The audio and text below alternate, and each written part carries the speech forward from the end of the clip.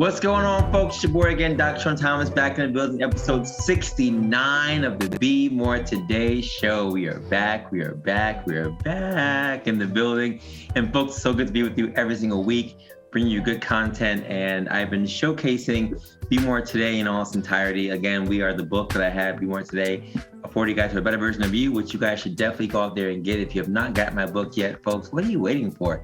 It's a great little book you can read. Has some informational tidbits for 40 days on how to just stay fit and how to stay motivated through your steps to greatness to get whatever you want to get done, whether it's PT stuff, recovering from an injury, or something you want to get done in terms of your physical activity, reducing weight, eating better, sleeping better, getting more water. All those tips are in the book. So I implore you, go out there and grab the book on Amazon or on our site, Be More Today or BeMoreTodayBook.com for your copy, either in hard copy or electronic copy as well. And for those of you who've been doing our workouts on YouTube, I appreciate you so much. Every single week we put up workouts for you guys on social media. So continue to follow those things. I also have a group now on Facebook called BMTPT or Be More Today PT. I'm in the process of hopefully starting my own practice. So you're going to be witnesses to my process or my journey to get from where I am now to there.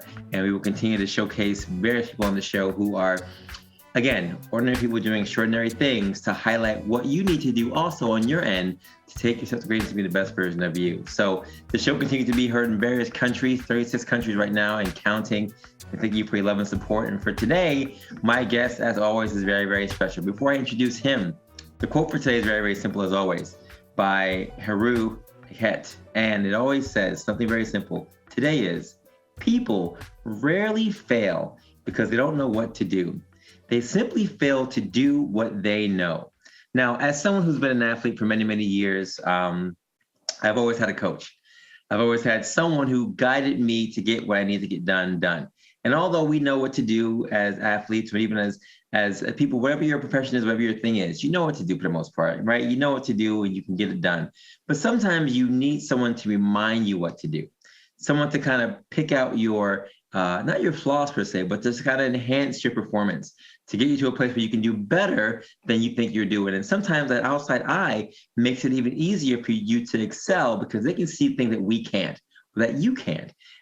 So I challenge you guys to recognize that although you can do things on your own, right? It takes a team sometimes to kind of come together and get someone to be taken to that next level. And my guest on today's show is the embodiment of that. He is my friend, old patient, and superstar right now, Damar Bobb. Now, Damar is a current CrossFit coach, a former D1 sports performance certified coach with the NSCA and the CSCS. He has also spent time as a university educator, as a basketball skills development coach.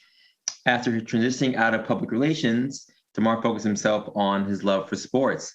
And he's used that love to do a number of things with a number of people.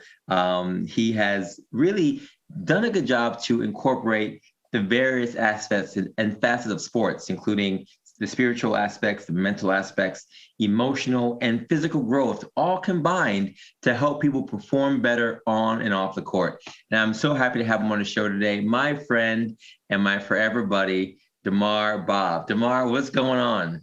I'm ecstatic to be here. I can't put it in words. Like, this is pretty crazy. I think it's perfect day for me to be here. I think it all goes together great. The themes and everything, it's a perfect day for me to be here. Appreciate it, man. I usually tell people how I met my guest on the show, but I'm going to let you tell the story because I feel like you're a little better at this than I am when it comes to us. So let the people know how we met 10 years ago. Oh my goodness. We met when I was still a wee lad. You were still very young too. Less of hair ago. I was 19 or 18 and I was going to your clinic, a PT office in Yorkville. My mom had referred me and I started going there, and I was going with Stephanie, one of your former colleagues. Great. I love Steph. And we just clicked from day one. You weren't even actually my PT.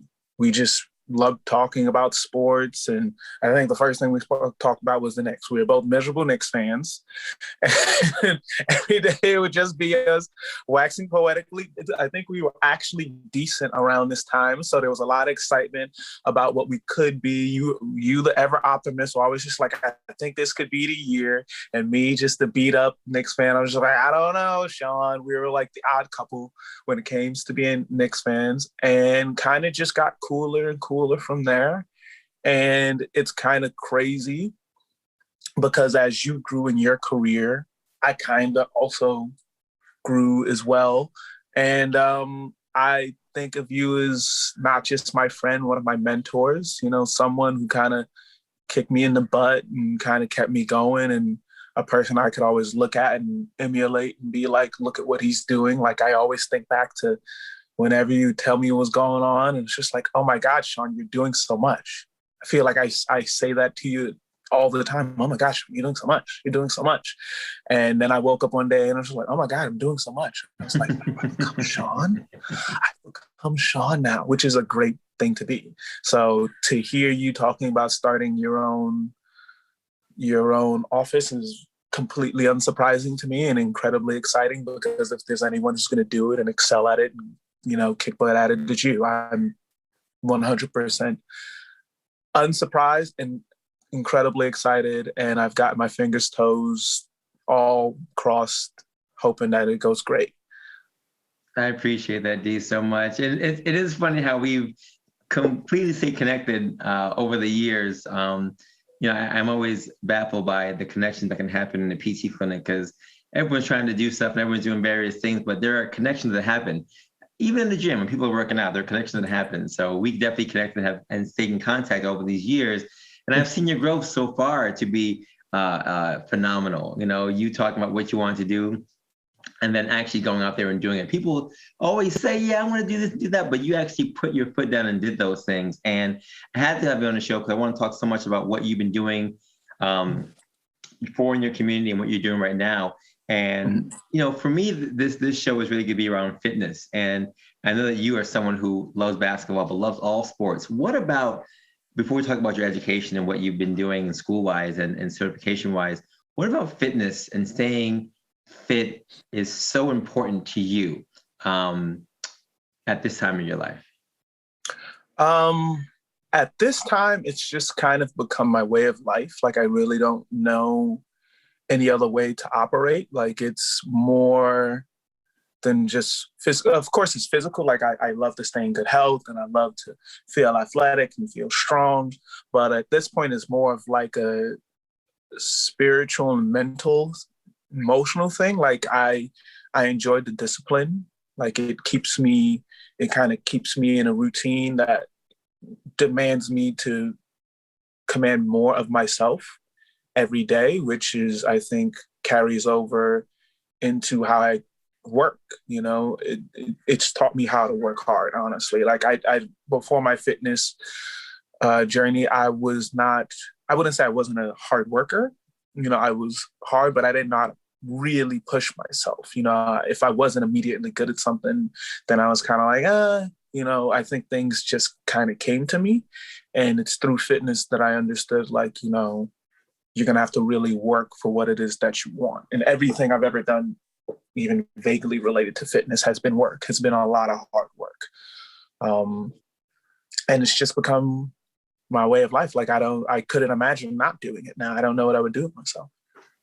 Yeah, I completely agree with you. I always try to tell people who have not been involved in sports at an early age, but maybe getting involved as they get older, some of the foundations for life are really set on the court and on the field when it comes to, like you said, discipline, being on time, being accountable, showing up for your teammates, teamwork, the ability to lose, the ability to win. Like, all these things are really grounded in sports. And a lot of people talk about sports as a bad thing or negative things that takes away from other things like academia and whatnot. But I truly believe that when it's done well, when it's done right, it can not only enhance someone's academic pursuits, but it can enhance their lives, their livelihood, the way they interact with people, the way that they apply for jobs. A lot of us, when it comes to these things, don't know how to lose.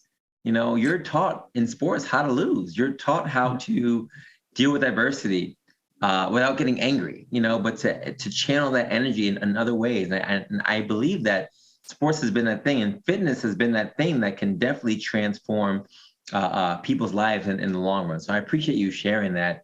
But I also know for you, Damar, when I met you, you were going through an injury. And as someone who had come off an injury and gotten into this profession as a result, I know you are now a CrossFit coach, and we're going to talk a little more about that in a little bit. But what inspired you to pursue this academic route of learning about fitness, and what has been your educational road to get to where you are right now? Wow, that's an odyssey all in itself. And you're a big part of it, a huge part of it, actually. Before I ever got into pursuing it academically, I just did it as a way to kind of keep myself in enough shape to play basketball. I worked in PR. I went to St. John's, got my degree in that. And kind of after I graduated, was very unfulfilled with the industry. It just wasn't for me. I tried. I gave it a really good college effort, but it just wasn't for me. And I kind of tripped into by happenstance into becoming a skills development trainer with one of my good friends. We would work out together all the time, and people started wanting to do the workouts that we were doing. And I remember talking to you about it, and you're like, yeah, maybe that could be your thing. And I was just like, people will pay me money to just teach them basketball. It blew my mind at the time that people did this for work. And it kind of just grew and grew and grew to the point where we were working with like overseas professionals and guys on the team, other people from other teams. And it was fun. It taught me a lot about what I could do and what fitness and, the game could give to me. And I've always been a pretty voracious learner. Like as soon as I get interested in something, I don't have halfway hobbies.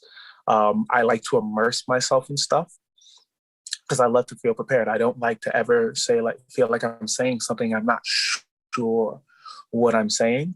So I will overstudy just to know that the thing that I'm saying is correct. So after that relationship kind of dissolved, I wanted to continue doing it. And I felt like, well, I don't have the chops as just a full-on player. So I've got to be so well-rounded in my knowledge of what I'm talking about that no one can refute, no one can argue about the way I go about my process, because the science behind it is so concrete. And you actually are the person who pushed me. I was like, I'm thinking about getting my personal trainer certification. You were the first person I was like, absolutely. Yes, absolutely. You should do it. And after I did that and I started becoming a trainer, I was just like, I don't know that that's enough. I think I should do more. And you were the first one to say, go back to school. Why don't you go to PT school? Why don't you go do this? Why don't you do something in the field? And I don't know if you remembered, but you pestered me with that. You badgered me with that for like 2 years straight when you were still in Brooklyn at a former office. And I was coming there. Every time I was like, I'm not really sure, you were the first thing you pull out. Why don't you go back to school? Why don't you go back to school? And I was like, I don't want to go back to school. So much money. Blah, blah. I think I'd kind of been a little turned off with school, with how PR didn't pan out for me. And you weren't hearing it. You weren't hearing it. You knew then, you had a vision. And one day I finally just clicked. I just listened. I was just like, you know what, Sean, right? And I did it. And I went back to Brooklyn College. I got my exercise science degree there, which was a really cool and great experience. While I was there, I worked at Stony Brook on their strength staff as an intern, and that transitioned into a volunteer position. After that, I was just like, well, why don't we do some more? I went out to California, got my master's degree in exercise physiology with a focus in strength and conditioning. And while I was there, I got my positions with Santa Clara as a strength coach. And then I worked for San Jose State as an educator. So teaching a couple of activity courses and stuff like that to keep kids moving. And we'll see what the next steps are. I didn't mention this to you. I don't know if I told you that I got into East Tennessee State. So I am officially into a doctoral program. So next year may start the process of getting my doctorate in exercise physiology. Wow. Folks, talk about steps to greatness. Talk about a journey. Listen, I'm all about planting seeds. I'm all about people recognizing that they can be great. And you, Damar, are basically the epitome of that. To remember, because I do remember, I remember pestering you about this stuff. Because I was like, he can do this thing. I don't understand why he doesn't just go out there and do it. But again, you can't make anyone do something. You have to know on your own, when that thing's gonna be best for you. And I'm so glad it clicked. And I'm so proud of you and your journey. And it continues to grow. I didn't know about the doctorate program. So that's super exciting. And I remember when you mentioned that you were getting into the program of exercise science, and then you had finished the program and then getting your master's. I was like, man, he's just going to keep going up and up and up. And that's all you've been doing. So I'm super proud of you, dude. Thank you. I don't know a lot of exercise physiologists, which is funny because a lot of what exercise physiologists do is very connected to what we do, and the personal trainer, exercise physiologist, PT, chiropractic, all this continuous realm of providers or educators play an integral part when it comes to not just athletes, but anyone who's really trying to go out there and make sure that what they're doing physically is optimal for them. So just talk to us a little bit about what an exercise physiologist does, and should I say, what you're doing now with the CrossFit coaching at your facility. Well, exercise physiologist in my field when I was working for Santa Clara as a sports performance coach is essentially I program all of the strength and conditioning to prepare athletes for competition. So during the off season, I'm the person getting them into shape for the season. And then during the season, I'm the person keeping them in peak physical condition with understanding to how their schedule, whether it be school or the season, the ups and downs of that, fitting it in around to make sure that they're performing at peak capacity while also maintaining their health, making sure that they're not sustaining any injuries, things like that. So interestingly enough, we work very closely with sports medicine, team doctors, physical therapists, athletic trainers, lots of crossover where, I have to have an understanding of why the physical therapist or why this doctor is telling me, hey, avoid the things that I want you to avoid, and then having to be able to work around what it is that they've given me, have an understanding of the body of that. And then on their end, understanding hey, I, as the performance coach, make this call. I felt like we could do this and this wouldn't be an issue. And then being like, okay, yeah, we can push a little bit here. We can give a little bit there.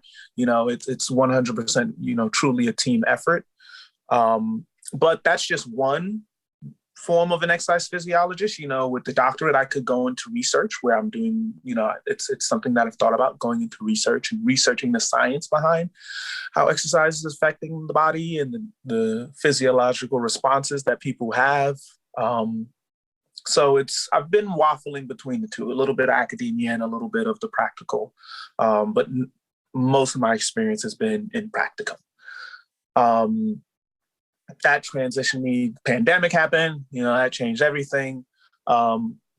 Shut down the whole athletic school year. So lots of layoffs, lots of closing down of programs. It's a pretty rough time, probably for any industry. COVID-19 has been incredibly hard on fitness and sports. I don't think that it's affected. I can't think of many industries that it's affected as much, and it's still continuing to have the same effect. A lot of schools, a lot of teams, a lot of industries have not fully recovered yet. So I came home and I kind of got into CrossFit. Honestly, I just needed a job. I knew of it and I played with it before, but if I'm 100% honest, my experience with CrossFit before I worked in CrossFit was very much of the strength coach was just like, oh man, that stuff, you'll get hurt doing that stuff. They're always doing too much. I had my ideas about it, which I always tell myself, until you do a medium, keep your opinions just opinions to myself. And then when I got into the field, I was also lucky enough to get with an incredibly great gym here at CrossFit South Shore out in Long Island. The owners, Doug and Tara, are incredibly knowledgeable and really smart. And they're more focused on the fit part, the fitness of CrossFit, where it's more about giving their gym members, helping them get to their goals of lifetime fitness, as opposed to like, you know, what most people predominantly think of CrossFit is like, you know, the heavy lifting, the throwing weights around, stuff like that. There is that, 100% there is that, but there's, in my gym, I can speak to the box that I work in, there's more of a focus on like, hey, if we need to scale something down just so we can focus on you being able to, one, keep up with the class and the class environment and get a great workout, that's what we're going to do.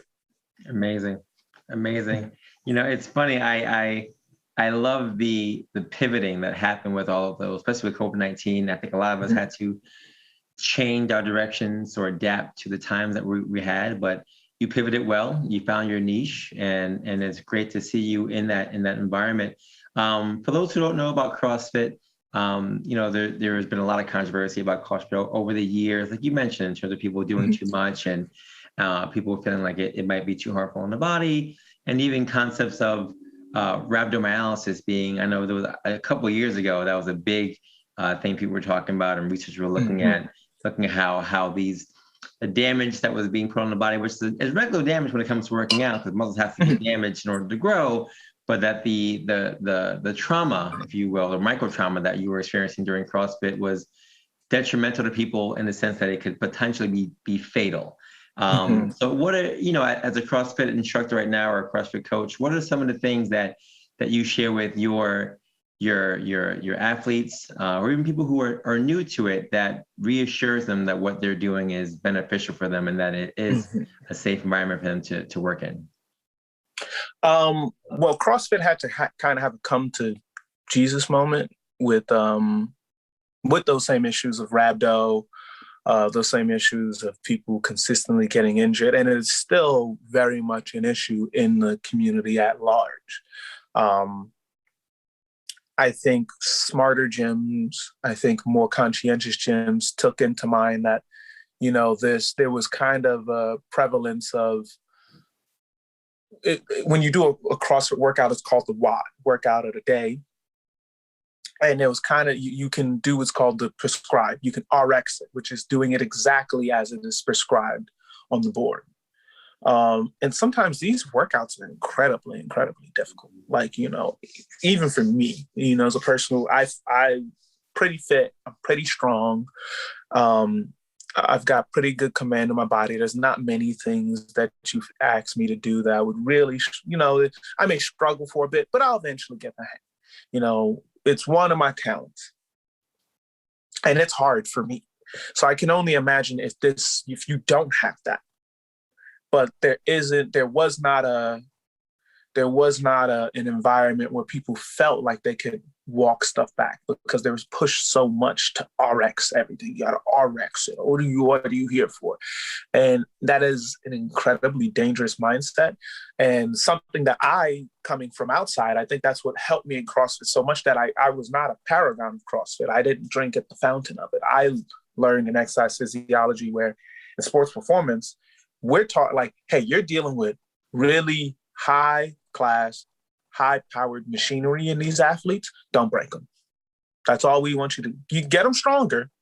A lot of they're young. You can come and get them stronger, but as the levels go up, you're actually walking back more and more, and you're getting much more specific with the type of work that you're doing, because it's like, do not break them. The last thing you want to do is hurt one of these guys.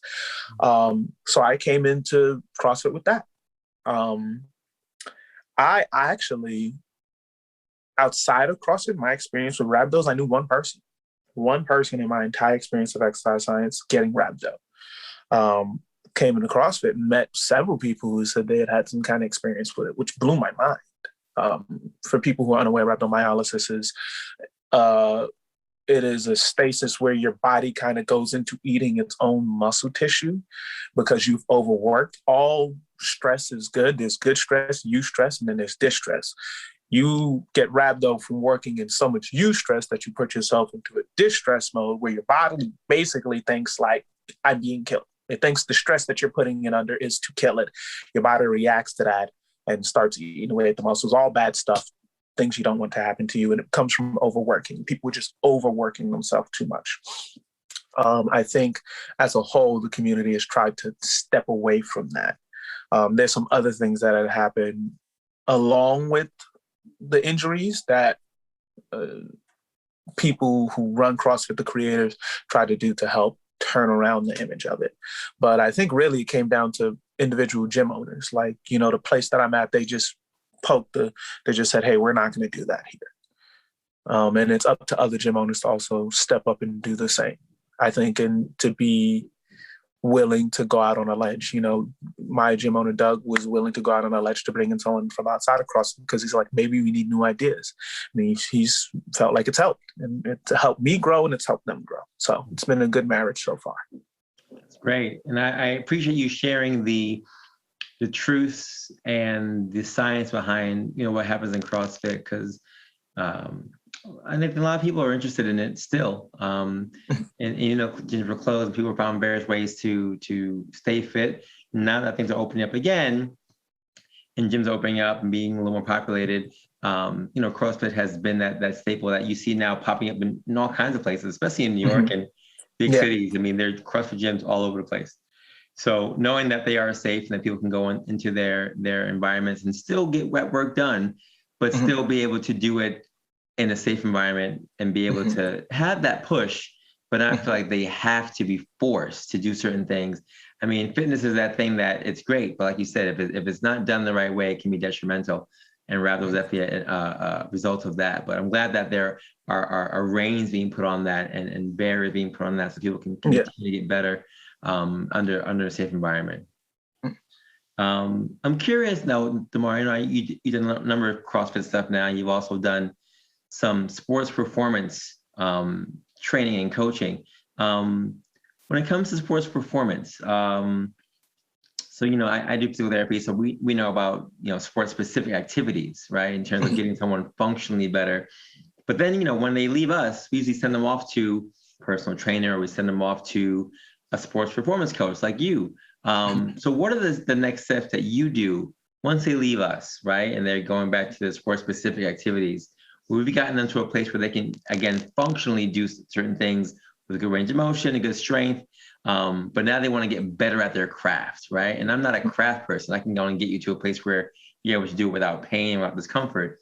And unless it's my sport, I know my sport, but if it's not my sport, I'm not going to sit there and tell them what to do. So what are some of the things that you give your athletes tip-wise or something that you actually look at to kind of see what they're doing right or wrong in order to get them to perform better for their craft? A huge part that helps me because I'm a big functional movement guy and understanding how the body is reacting to the kind of the input that you're giving it. I find that information from the PTs to be invaluable. Like, why did you go there? What did they work on you with? What did they kind of tell you that you need to be strengthening? Because if I get an athlete who's just like, I did a, mastectomy and they redid my meniscus and they told me to work on this. And my PT had me doing all this lateral movement stuff. Just like, okay, cool. All right. You lack lateral stability. We need to do things to strengthen that. That's going to be a place where you have an issue. So he's gotten you, your PT, he or she's gotten to a place where you can come back to me so we can work on getting that lateral quickness, that lateral strength back. I'm tuned in on that. Then I need to know, like, what's your game? What type of player are you in your sport? What position do you play? What are your strengths? What are your weaknesses? What are the things that you're good at? What are the parts that you're weak at? What are the movements that you have difficulty with so we can strengthen those movements? For instance, with basketball players, we both were ball players. I would get people who are incredibly good skills player. Their skills are great, but may lack core strength. So they have issues finishing. They may lack base strength. So they have issues, they get knocked off of their point whenever they're trying to drive to the hole. May lack explosiveness, may lack coordination, have explosiveness, have good core strength, but lack coordination, may lack conditioning. I take my time to try and find those things. I know a thing that always helped me when I was at the D1 level was I would just go to practices. And just kind of watch. I would watch people play basketball. I watched them play soccer. I would just watch them on the field and see how they moved and see what stuff was translated and see what stuff wasn't, to kind of give me an idea of how to formulate the training that I was going to do for them. Yeah, that all makes sense. I think what I like about that is that it's a continuation of the spectrum of growth and of education that we've all given, right? So if someone comes to see me directly, or if they see an MD first with a prescription, that's one. And then they come and see us, and that's two. And then they come and see you, and that's three. And then hopefully they go on and continue with either personal trainer or someone else, down the road, or just you continuously. But it's great that lineage continues, and that growth, that guidance continues. I think a lot of people do need that, especially when you're talking about top tier athletes, D1 athletes, who it's so important that they're actually performing at their highest level. And sometimes it's as simple as an adjustment that needs to be done in terms of their form or their posture, or, something that we can see that they might not be able to see because they've been doing so many things for such a long time. It becomes just second nature to them. But as a trained eye, you and I can really look at them and say, you know what? Your elbow's a little low when you do your swing, or your elbow's a little low when you're doing your jump shot, or, when you're trying to, bounce off of that board for that long jump, get your hips a little higher because you're sinking at the last step. Like those kind of things that we are able to see that others would not. And I appreciate that part of the craft as well, because all we want to do is see people get better. All we do is see people excel and do well at their sports. And I think a lot of that is what we see. But like you mentioned in your bio, a lot of that is also about other factors. I think about the emotional, the spiritual, the mental components that also come with athletics and with fitness and sports. A lot of high level athletes have psychologists and psychiatrists that they see, or life coach that they talk to every single week to talk about what it's like being on the field, game day preparation, handling anxiety and adversity, all those things. What for you, because you mentioned in your bio, what for you about merging all those things together, right? Those clouds that really make up the athlete and what they do on the field. What about merging all those things together is so enticing to you as a CrossFit coach and a sports performance coach?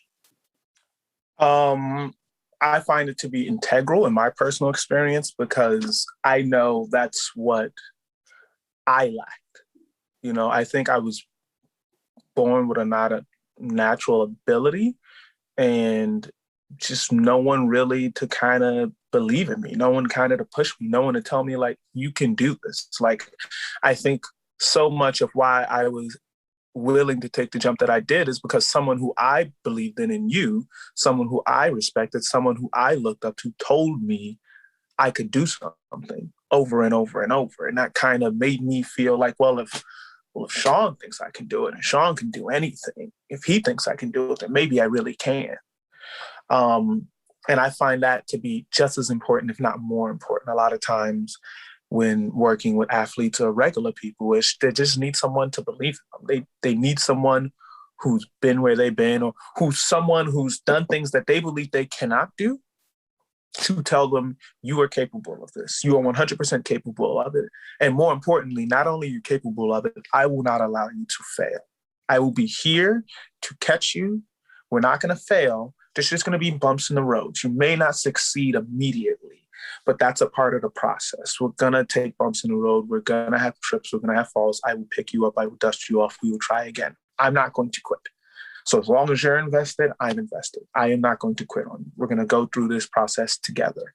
And I find that to be incredibly, incredibly helpful and really freeing for a lot of athletes to know, just like, hey, coach has got my back regardless.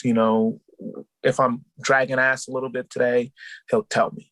If I need to pick it up, he'll tell me. If I'm BSing, he'll tell me. If I'm doing good, he'll tell me. He tells me when I'm doing a great job. And it's kind of just reaffirming, you're doing good. Keep it up, dude. Keep going. And even more so on a deeper level, as a Black man in an industry where there are not a lot of people like me, where I do not see a lot of faces that are like mine, it is important to me to be on the other side, to guide a lot of young women and men with people who've been where they've been, who've seen the things they've seen, who's experienced the things they've experienced, to honestly be a shield for them. Like, I have your back. If no one wants to see you succeed, I do. And not for me, not for the school, not for anyone else, for you. I want you to win. I am invested in you winning, period. I don't, at the end of the day, I don't even care about the NCAA. I work in spite of them. I don't really care about the school. They sign the checks. I want to see you win. If you guys don't do good, they'll fire me. It's whatever. I'm here to see you win.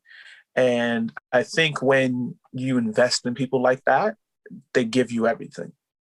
I know, because I know that's what I would do. So I just try to give people the entire environment that I know I would succeed in. And sometimes you got to tailor it a little bit, but it's making the body is just one part. I want to strengthen minds and spirits. The body will follow. The body follows the mind. If you're strong in mind and spirit, you're able to pull your body to things that it didn't know that it could do. It's just following the lead of everything else.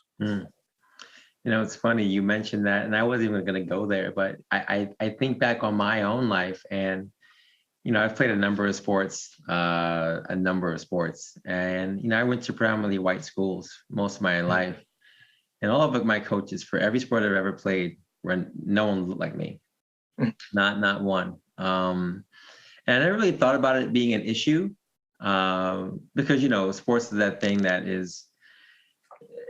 it transcends color lines, and it transcends a whole bunch of other things. So it's never like the first thing that came to my mind. But as you mentioned it just now, I did realize I never have been coached by anyone who looked like me. And I'm not saying they would have made me a better athlete if I had been. I had some phenomenal coaches throughout my entire life, male and female, who inspired me and taught me a lot of things. But I do think it is great, and I think it is inspiring to see someone on the other side who is teaching you, tutoring you, mentoring you, who does look like you. And although my head coach in college was African American, he wasn't my coach particularly. He was our head coach for the team. My coach was not.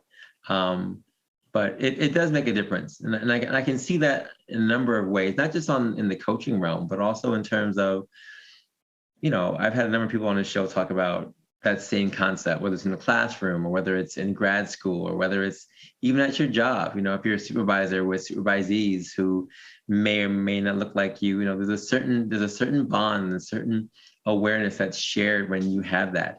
And I recognize that at my current job, where I'm one of maybe 3 or 4 minorities, maybe 5 or 6 minorities in the entire company that does not have a lot of minorities in my position. And there's a lot of respect and similarity and connection that happens with my staff because of that. And I know that. I feel that. They've shared that with me.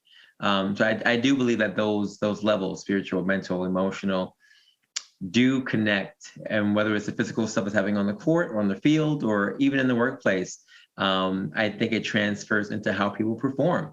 Performance in terms of how you do at your job, performance in terms of how you do on the field. Those two things are connected.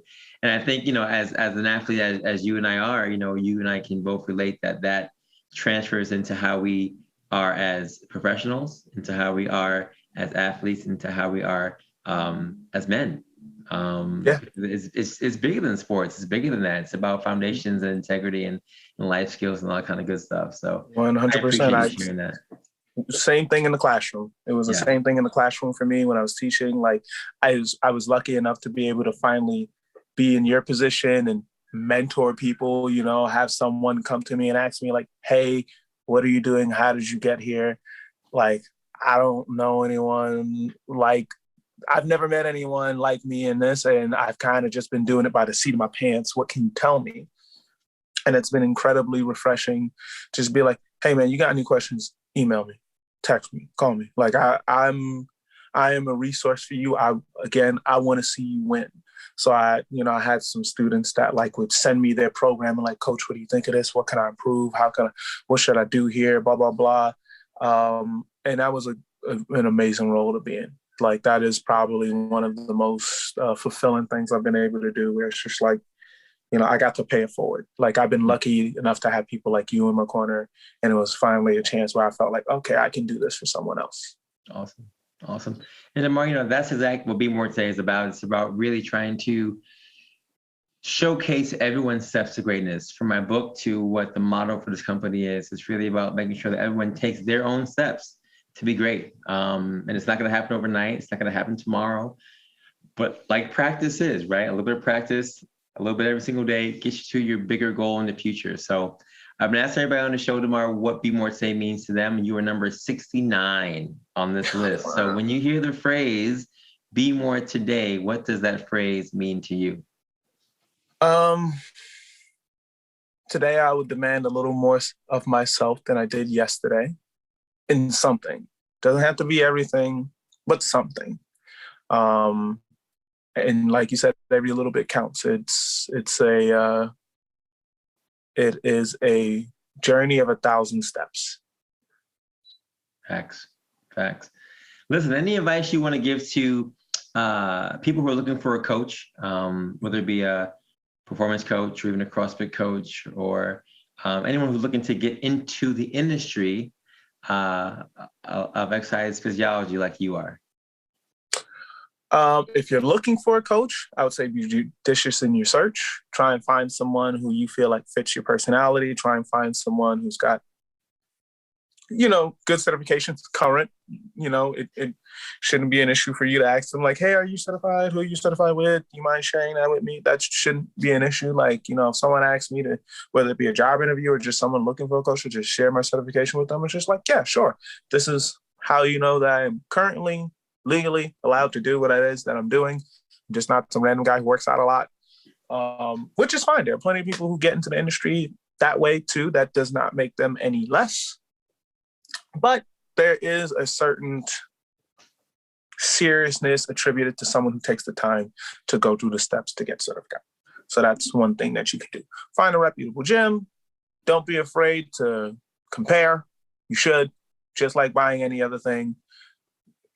It's an investment, and more importantly, it's an investment in yourself. It's the biggest investment you can make. So take some time to make sure that it's one that will pay off, that you pay off in a way that you want it to. For getting into the industry, I would say it's going to be tougher than you think. It's going to be lots of reading, lots of memorization. If you're bad at math, take some time, brush up on it now. I'm terrible at math, and it whooped my butt a little bit. But the main thing I would say is like, it's not going to be easy breezy. Be prepared for some bumps in the road. Be prepared to have difficult times with things. Exercise science is a really hard field to be in if you're a perfectionist, because inherently they're going to push you to fail at things. They want to see you not do good. It is one, how they weed people out. It is not dissimilar from med school in that they're trying to weed people out. And two, because we work in a high pressure field, they kind of want to say, how do you handle yourself? What do you do when you're under pressure? Do you crack? Do you lash out? Are you able to still maintain yourself? And I think that matters just as much to people, educators, and especially jobs, as your grades. Plenty of people get great grades, but it's like, how does that transfer over into what you're really doing in the work? If you can get internships and volunteer positions, 100% do, because the more practical experience you can get, the better. It looks great on your resume, and also just helps you actually learn. I learned a lot in the classroom, but 90% of what I still practice today, I learned on the job. I learned actually being in the field. So I would 100% say that. This is a field where lots of internships. If you can do them, lots of internships. It stinks. You're working a lot of the time for free, and it feels a little bit like exploitation, because it kind of is. but it helps you grow. It helps you grow, and it helps you build a good network. Don't burn bridges. It's next thing I would say, don't burn bridges. Come on time, early if you can. Work hard. Be diligent. Be honest. People really respect when you're honest and you stick up for yourself. And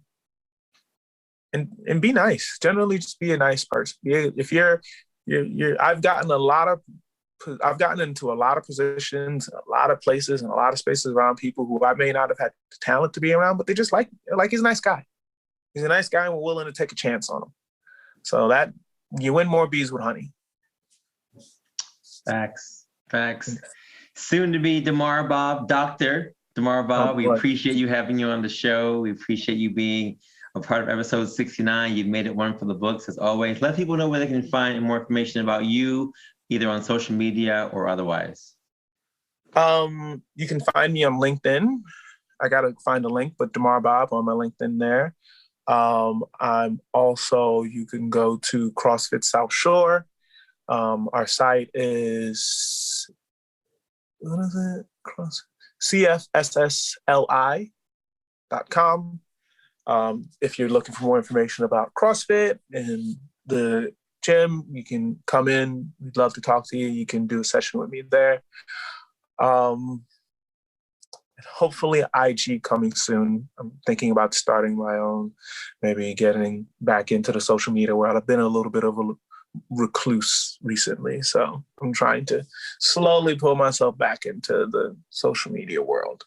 We'll see what happens with the doctorate too. It's still coming. It's gonna happen. We're just not sure if it's gonna be next year or at this program. We'll see. Cool. Owner operator Sean Thomas, Dr. Thomas, owner operator of his own facility, soon to be. That's right. A lot of soons to be, but we're gonna hope and hope that we take those steps for ourselves to get where we have to be. So appreciate you, sir. Thank you so much for your kind words and for your inspiration and your story. Appreciate all that and the tidbits about CrossFit and sports performance. For those of you who missed our quote from today, remember it said, people rarely fail because they don't know what to do. They simply fail to do what they know. Folks, if you need someone to coach you to do what you know, check out Damar Bobb. He's at the South Shore doing his thing, or find a fit coach in your area, or check out a PT or performance person or a personal trainer. There is so many options out there for you to get to where you want to get your goals done. And, for those who are out there still saying, oh, I'm ready, but I'm not ready. Stop talking about it. Let's be about it. There are people out there who can get you to where you need to be. You don't have to know all the answers, right? You don't have to sit here and figure out what you have to do. As long as you know that you want to do something, that's great. Now, the next step is to go out there and find someone to help you to get what you want to get done. Whether it's you buying my book and taking your steps to greatness on your own, if you're someone who is autonomously enough in their own regard to go out there and do that, great. But if you know you need someone to help you, to push you, right? Because every athlete has a coach. If you need that coach to push you the right way, to give you a little more of an oomph, right? If you're someone who can't wake up at 5 o'clock in the morning, but you need someone to text you or to wake you up or to drag you to the gym, check out these coaches, check out Damar, check out other people, go out there and make sure that you do what you have to do to get what you want to get done. You said it, get what you want to get done. That's my charge for this week, folks, to go out there and stop talking about it and let's be about it. And for those of you guys who are following us Be More today, we thank you so much for always continuing to be with us. Watch us on Instagram, on Twitter, on Facebook, our YouTube page. Subscribe. We have all my guests on there doing great things. Again, ordinary people, extraordinary things every single week. And my boy T. Farrell doing the Words for Life podcast every single Wednesday. Check him out as well. He's putting out some great content for those of you on the spiritual tip. Looking for inspiration, he is your guy. As I always say, folks, have a great day, have a great night, have a great life, and continue to take your steps to greatness to be the best version of you. We will see you next week. Peace.